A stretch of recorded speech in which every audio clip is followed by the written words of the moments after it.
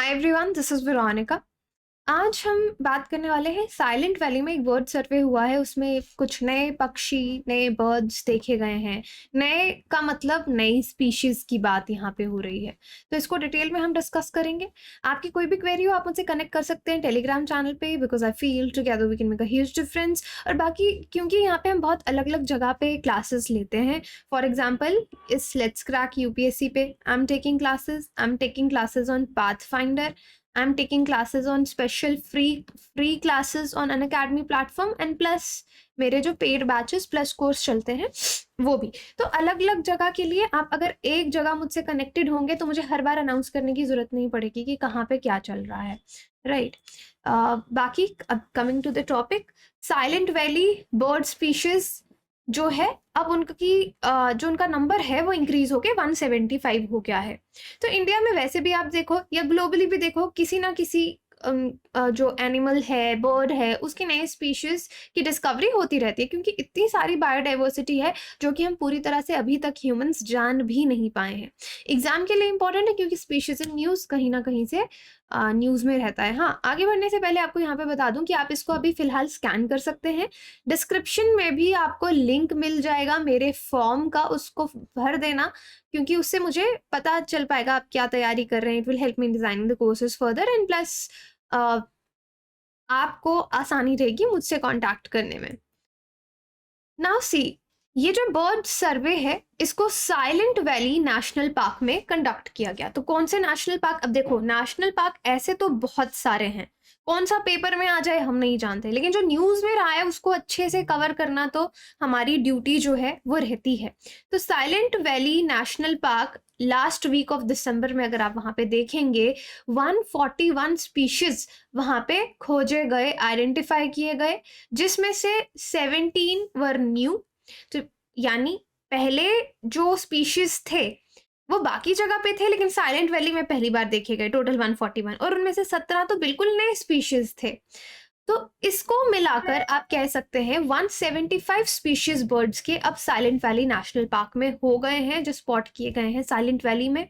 ये सर्वे 27 दिसंबर 28 29 को हुआ, जब आपका 30th एनिवर्सरी था फर्स्ट बर्ड सर्वे का साइलेंट वैली में, क्योंकि साइलेंट वैली में ऑलरेडी भी इस तरह के बर्ड सर्वेज जो हैं वो होते रहते हैं। पहला बर्ड सर्वे साइलेंट वैली में 1990 में कंडक्ट किया गया था। सो नाउ यू नो कि बर्ड सर्वे या एनिमल सर्वे, किसी भी एनिमल का सर्वे क्यों किया जाता है, क्योंकि हम उसकी पॉपुलेशन के बारे में जानना चाहते हैं कि क्या पैटर्न है, डिक्लाइन तो नहीं हो रही, एक्सटिंक्ट तो नहीं होने वाला, या कोई न्यू स्पीशीज हमको उससे पता चलेगा। तो काफी इंपॉर्टेंस बायोलॉजिकली उसकी रहती है। तो पहले बार जो सर्वे साइलेंट वैली में 1990 में हुआ था, उसको बर्ड वॉचर थे जो पीके उत्थमन एंड सी सुशांत, उन्होंने इसको कंडक्ट किया था। Wild life warden S Vinod stated that another bird survey will be conducted in the buffer zone of silent valley national park in near future. तो नियर फ्यूचर में ये प्रॉमिस किया गया कि एक और बर्ड सर्वे भी यहाँ पे होगा। अब यहाँ पे जो टर्म यूज हुई है buffer valley of national park, तो नेशनल पार्क के यहाँ पे स्टैटिक से आप इसको कैसे लिंक करेंगे कि नेशनल पार्क के या कोई भी रिजर्व रहता है, यूजुअली उसके तीन रीजन्स रहते हैं। एक आता है उसका कोर एरिया, जहाँ पे बिल्कुल कोई ह्यूमन एक्टिविटी अलाउड नहीं होती है, and that is very important for animals and biodiversity. Then उसके बाद जो एरिया आएगा that is known as buffer area, ठीक है। और फिर उसके बाहर वाला जो एरिया आएगा that is known as transition area या एरिया ऑफ कोऑपरेशन भी इसको कहा जाता है। तो बफर एरिया क्यों? क्योंकि कोर एरिया और ट्रांजिशन एरिया जहाँ पे जहाँ पे ह्यूमन पॉपुलेशन भी रहेगी, तो उनकी कोऑपरेशन का जोन है, तो उनके बीच में बफर के लिए बफर एरिया भी रहता है। सो इस बफर एरिया की बात की गई है कि नियर फ्यूचर में इस नेशनल पार्क के इस एरिया में भी सर्वे कंडक्ट किया जाएगा, क्योंकि इससे क्या होगा, और ज्यादा बर्ड पॉपुलेशन जो वहां की है हम उसको और अच्छे से समझ पाएंगे। और अल्टीमेटली इसका हमारा गोल क्या है? कंजर्वेशन, संरक्षण करना। So this is the new 17 new bird species Kerala की साइलेंट वैली में जो मिली। अब ये जो 17 न्यू स्पीशीज यहाँ पे पहचानी गई है इस सर्वे में, उसमें क्या क्या है?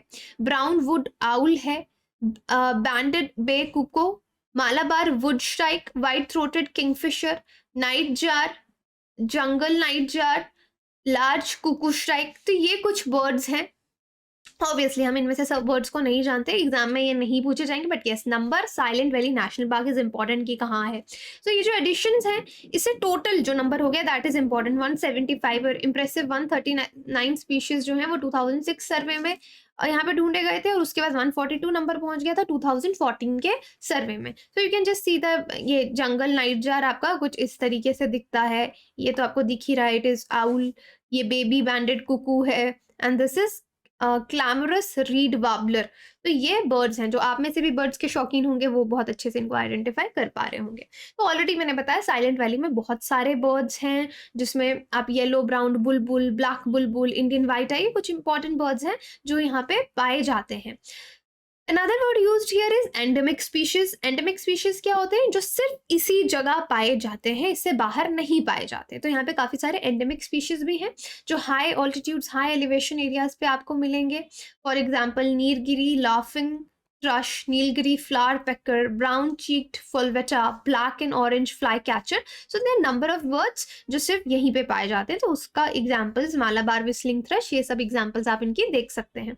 सो केरला में अगर आप उसका मैप देखेंगे, सो यू विल सी, ये जो लाइट कलर में है this is what, light colour में you are finding the forest area, और ये पूरा फॉरेस्ट है जो लाइट ग्रीन आपको दिख रहा है। सो जो ये डार्क ग्रीन कलर में है ये प्रोटेक्टेड एरियाज हैं, कि किसी ना किसी तरह से ये प्रोटेक्टेड है, इधर they are wildlife sanctuary और they are national park, dark green colour. तो यहाँ पे आपको साइलेंट वैली नजर आती है। Okay, so it is in Kerala state. Map में भी अगर कभी इस पे कुछ आ जाए या मेज में आए तो it's better to draw a map also. Silent valley national park news में है, तो इसलिए इसको देख लेते हैं। Border of Mannarkad taluk of Palakkad district. Pronunciation में हो सकता है क्योंकि हर जगह का प्रोनाउंसिएशन अलग होता है, थोड़ा अलग हो तो कोई केरला का हमको देख रहा है तो they can just correct us. So यहाँ पे ये पर्टिकुलर नेशनल पार्क है। This national park has rare species. यहाँ पे कुछ इस तरह की स्पीशीज भी हैं जो सिर्फ यहीं पाई जाती हैं। द एरिया वॉज एक्सप्लोर्ड इन 1847। तो 1847 में इस एरिया को पूरी तरह से यहाँ पे खोजा गया था। यहाँ पे एक्सप्लोरेशंस की गई थी, एक बोटानिस्ट थे रॉबर्ट वाइट, उनके द्वारा। तो यहाँ पे काफी रिच बायोडाइवर्सिटी है। नीलगिरी बायोस्फीयर रिजर्व में आता है। You have a Mukurthi peak, 5th largest highest peak south India की जो है मुकुर्थी पीक, वो यहाँ पे है। अंगिड़ा पीक भी यहाँ पे आसपास में लोकेटेड है। भवानी रिवर, ये ट्रिब्यूटरी है किसकी, कावेरी रिवर की, वो भी यहाँ पे है। देन यू हैव कादलुंदी रिवर, उसका ओरिजिन भी साइलेंट वैली से हुआ है। तो यहाँ पे कुंथीपुजा रिवर जो कि भारतपुजा रिवर की ट्राइब्यूटरी है, वो भी यहाँ से गुजरती है, ओरिजिनेट होती है नियर साइलेंट वैली। तो साइलेंट वैली इंपॉर्टेंट है, उसके आसपास क्या है इसलिए हम इसको देख रहे हैं। तो बर्ड्स कुछ एरियाज में, दुनिया के कुछ एरियाज में ज्यादा थ्रेटेंड है bird species. Threatened bird species almost 86.4% जो है वो ट्रॉपिकल एरियाज में पाए जाते हैं देन द टेम्परेट। तो for example Andes Brazil, south east Brazil जो हो गया, ईस्टर्न हिमालयाज हो गया यहाँ पे। तो अब ये आपको मालूम होना चाहिए कि हम बर्ड्स की कंजर्वेशन की बात करते रहते हैं कि इनको बचाना है, संरक्षण करना है। तो बर्ड्स का क्या इंपॉर्टेंस है हमारे लिए, इकोसिस्टम कल्चर के लिए ये बहुत इंपॉर्टेंट है। ढेर सारी इकोसिस्टम सर्विसेज ये हमको देते हैं। इकोसिस्टम सर्विसेज एक बहुत इंपॉर्टेंट टॉपिक है इन्वायरमेंट एंड इकोलॉजी का। तो आपको इकोसिस्टम क्या सर्विस दे रहा है, फॉरेस्ट क्या सर्विसेज दे रहे हैं, एनिमल्स क्या सर्विसेज दे रहे हैं, likewise birds directly indirectly birds contribute करते हैं कल्चरल या सपोर्टिंग सर्विसेज में। For example talking directly, they are the pollinators, pollination इनकी वजह से ही होती है। सीड डिस्पर्सल, इसी से तो प्लांट का जो रिप्रोडक्शन या फ्लावरिंग प्लांट्स का रिप्रोडक्शन है वो आगे पहुंच पाता है। पॉलिनेटर्स, सीड डिस्पर्सर्स, इकोसिस्टम इंजीनियर्स हैं। अब कितने सारे बर्ड्स आप ले लेंगे, वल्चर वगैरह ले लोगे तो स्क्वेंजर्स हैं, काफी प्रीडेटर्स हैं, आपको पेस्ट कंट्रोल करने में हेल्प करेंगे। जब हम ऑर्गेनिक फार्मिंग की बात करते हैं कि कोई हम इंसेक्टिसाइड नहीं यूज करेंगे, कोई पेस्टिसाइड यूज नहीं करेंगे, तो वहां पे पेस्ट कंट्रोल किस तरीके से किया जाता है, वो बर्ड्स लाए जाते हैं जो रैट्स को खाएं या पेस्ट पे फीड करें। सो काफी ज्यादा ये ह्यूमन एक्टिविटीज को सपोर्ट करते हैं, ह्यूमन एंडेवर्स को सपोर्ट करते हैं। कोरल रीफ फिश प्रोडक्टिविटी काफी इंक्रीज हुई जब सी बर्ड कॉलोनीज वहां पे रिकवर हुई। रैट इरेडिकेशन आपने देखा, वाइल्ड बर्ड्स से काफी ज्यादा प्रोडक्ट्स, मीट और एग्स भी लोग खाते हैं। बट बर्ड्स को हम एवियन बोलते हैं। एवियन बायोडाइवर्सिटी को खतरा भी है क्योंकि ह्यूमन पॉपुलेशन जैसे जैसे बढ़ रही है तो लैंड जो इनका हैबिटेट है, तो you can say the loss of habitat is one thing, है ना। डिफॉरेस्टेशन इज अनदर, पेड़ काटे जा रहे हैं। और उसके बाद चाहे एफॉरेस्टेशन हो रही है, लेकिन एफॉरेस्टेशन में जब आप पेड़ लगा रहे हो, एक जंगल है वहां पे ऑलरेडी बहुत सारे पेड़ थे जहाँ पे बहुत बर्ड्स रहते थे, आपने वो जंगल काट दिया, लेकिन गवर्नमेंट के प्लान के अंदर आप नए पेड़ लगाओगे। लेकिन अब जो आप सेकेंड टाइम में वहां पे पेड़ लगा रहे हो, वहां के नेटिव नहीं है, बर्ड्स को वो वाले पेड़ नहीं चाहिए, उनको अपने ओरिजिनल पेड़ चाहिए जो उनका घर था। ठीक है, तो इस तरह से हैबिटेट फ्रैगमेंटेशन, हैबिटेट डिग्रेड हो रहा है, हंटिंग, लोग मारते भी हैं इनको, पकड़ लेते हैं, ट्रैप कर लेते हैं, तो ये सब थ्रेट्स बर्ड्स को रहती हैं। So I hope this is an easy topic, but yes you should know about the silent valley, कि उसके आगे पीछे क्या है, बर्ड्स के बारे में। तो this is UPSC CSC, crack UPSC CSC, यानी आप अपनी प्रिपरेशन हमारे साथ आसान कर सकते हैं।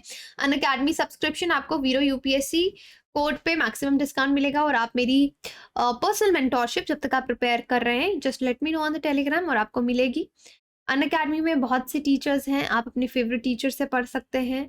अब ये लेटेस्ट बैच, हमारा एक्सपेडिशन बैच शुरू हो रहा है, because lot of students were demanding an English course, total English course. So yes, we are bringing you that now, and this batch is starting from 19th January. Okay, so ये आप देख सकते हैं, even I'm in this batch, I'll be teaching you in this batch. So test series के लिए you can use my code. You can get like 52% off here on my code. EMI पे भी आप कोर्स ले सकते हो, it will be pocket friendly to you to get the course. Interview guidance program free है, people can join it. Offline centre भी हमारा राजेंद्र नगर में शुरू हो रहा है, उसमें भी आप एडमिशन ले सकते हो। जो स्टूडेंट्स ऑफलाइन में एडमिशन लेंगे उनको प्लस क्लासेस जो हैं वो फ्री मिलेंगी। Thank you so much.